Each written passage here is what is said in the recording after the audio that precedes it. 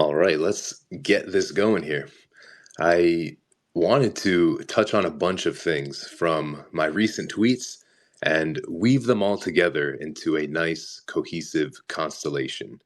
So I'm going to call this the Shot Caller's Handbook because I feel discussion around this archetype has been left out. The sort of hunter archetype, the shot caller, the architect, the orchestrator. If that's your cadence, if that's your personality profile, you can't be moving with a farmer's cadence.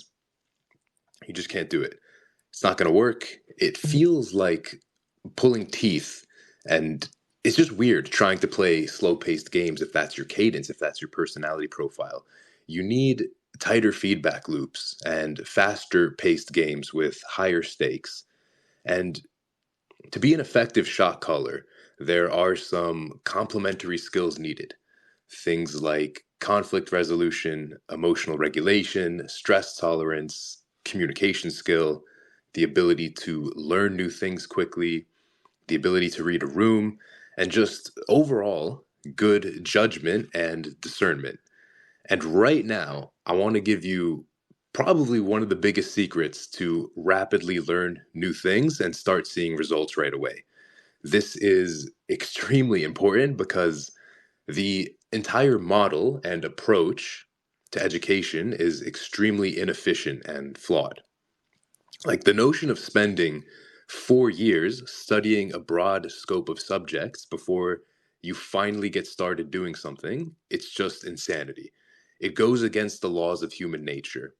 And the funny thing is, all of that studying, it's almost all for nothing. Because I personally know people that graduated, they got jobs at these companies that you guys all know the names of. And for the first 4 to 6 months at these jobs, they're in training. They're not doing anything. These graduates come equipped with zero experience and little to no tangible skills. So companies are forced to create internal training programs to rapidly onboard new hires and get them caught up to speed so that they can actually do something useful. Because in the work environment, there's a alignment of incentives. They need you to be at a functional level of competence as fast as possible so they can start making profit on the labor. Whereas something like a university has a conflict of interest because the longer you stay there, the longer you're studying, the more profit that they make.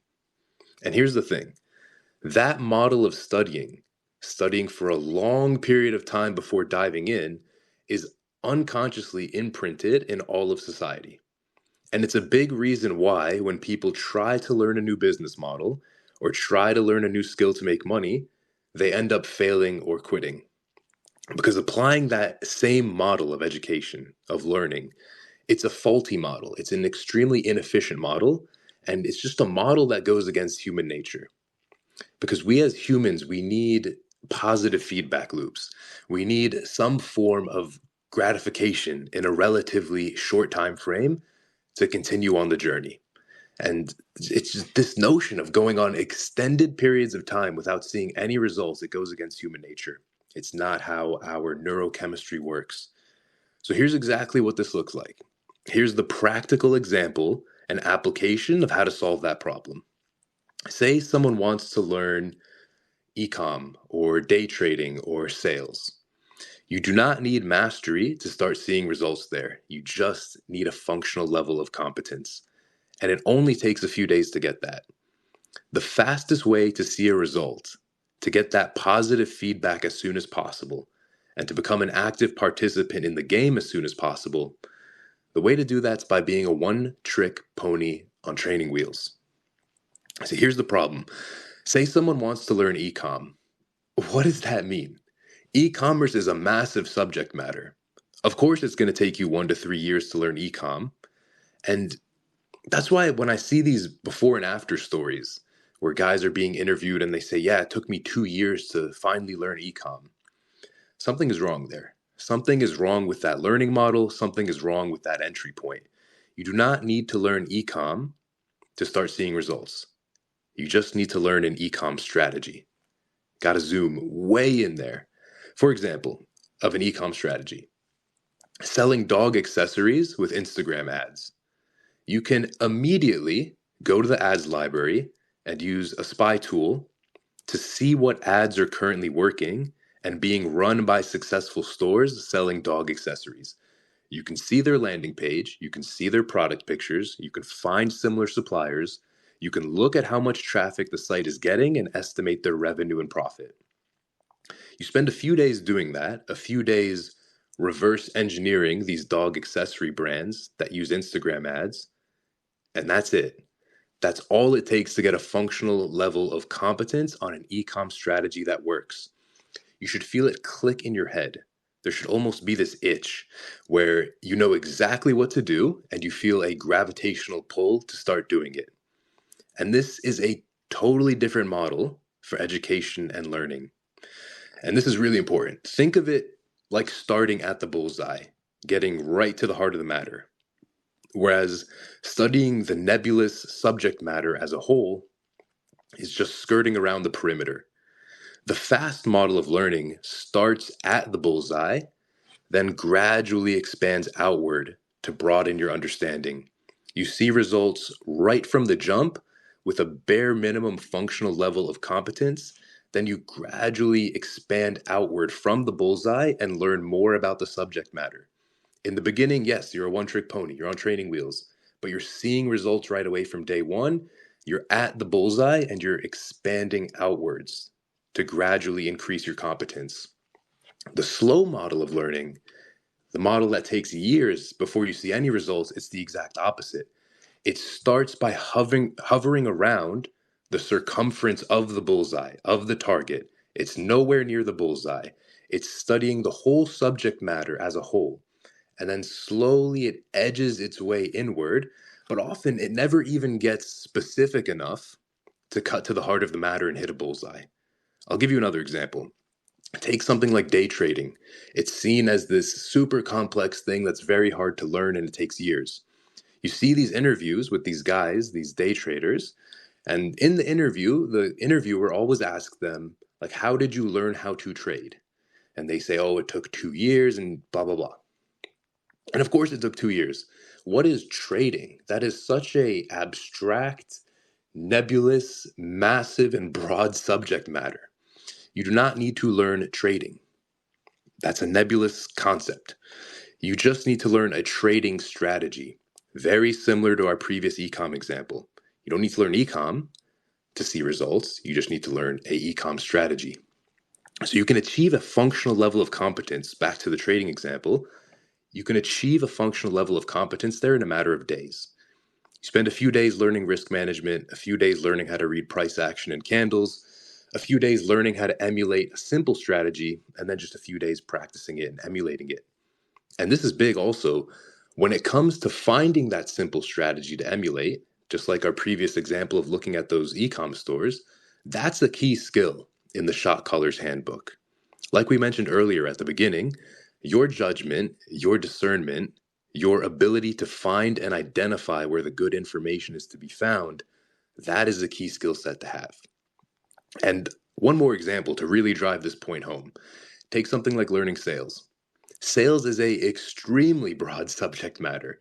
It would take a very long time to learn sales. It's just such a broad topic. But to learn the sales strategy that works in your company, it's only going to take a few days.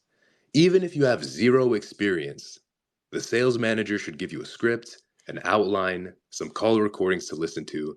You spend a few days getting a grasp of that, and boom, you're ready to go. And that's exactly what I'm talking about, of starting at the bullseye and then expanding outward. Instead of doing what everyone else does, they try to learn the whole subject matter first and then zoom inward towards the bullseye. We cut right to the heart of the matter.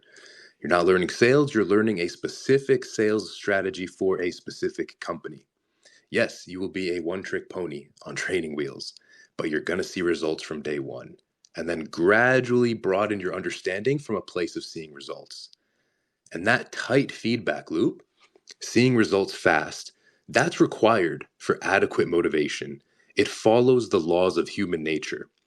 Chipping away at something that bears no fruit for years, it goes against human nature. And it's even more unreasonable for personality types that need those tighter feedback loops. The shot callers, the hunter archetypes, the architects, the orchestrators.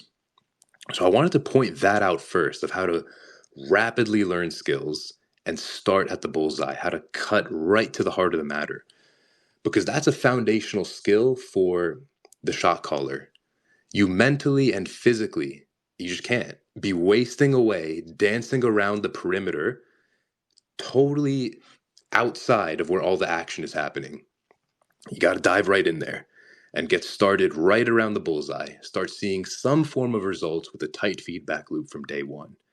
Then, with that live action, with those tight feedback loops, that's where you're really going to thrive. And you feel this effortless, natural pull to keep playing the game because you're in the game, you're seeing results, something is happening. It just goes against human nature to be chipping away at something for months and months and months and years while not seeing results. If you did that, if our ancestors did that, they would starve and die. Like imagine if they went to some barren, desolate land and tried to force it to produce crops. They would die. Our ancestors had instant gratification and tight feedback loops. So the next point we got to touch on in this sort of shot caller's handbook is conflict resolution and communication skill. Because if your judgment and calling shots is how you're going to be making a living, you cannot be bogged down with all sorts of sloppy open loops from poor conflict resolution skills. Got to iron that stuff out and deal with it. And sometimes it's with people, and sometimes it's with the venture itself. Like those times you don't directly hit the bullseye, you got to have the skills to quickly iterate on that feedback, to make the necessary tweaks, to recalibrate so that you do land on the bullseye. Taking a decision you made and making it the right decision. It's that ability to pivot. And a great framework to operate under is the mentality of an investor. Cutting your losses short and riding your winners, knowing when to pivot and when to push. And an analogy I've used in the past is that we're not shooting bullets, we are shooting missiles. Because with a bullet, you need to be perfect with your shot. Whereas with a heat seeking missile, you just need to fire in the general right direction. It's going to pick up on the heat, it's going to adapt mid flight, and then close in on the target. And that's where your ability to read the room comes in. You can't do that from the sidelines. It's got to be mid flight with those tight feedback loops coming in for you to iterate on. And that's why the first point I hit on was how to get in the game as soon as possible, because that's where the shot caller thrives, with those live action, tight feedback loops and iterating on those to close in on the target and produce better and better results. And something I tweeted earlier this week was that winners underestimate themselves and losers overestimate themselves. And a big part of that is knowing your limitations personally with your archetype and the limitations of humans in general. Because I know personally, I cannot chip away at something with no results for a long period of time. I also know I cannot play slow moving games with low stakes. And I can even look back to my childhood. When I was playing RuneScape as a kid, I became a billionaire in the game. But I was never that guy collecting resources, farming and woodcutting. No, no, no. I was that guy killing other players for their stuff. I was gambling the profits. I was running forum communities and clans and doing business in the game. So if that's who I've always been, it would be foolish to think I can change the core essence of who I am.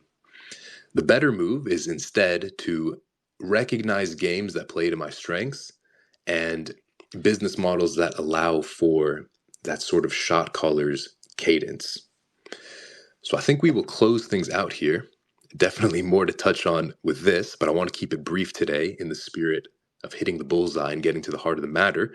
Let me know if you have any thoughts just in the replies, if you'd like to see more on this sort of stuff.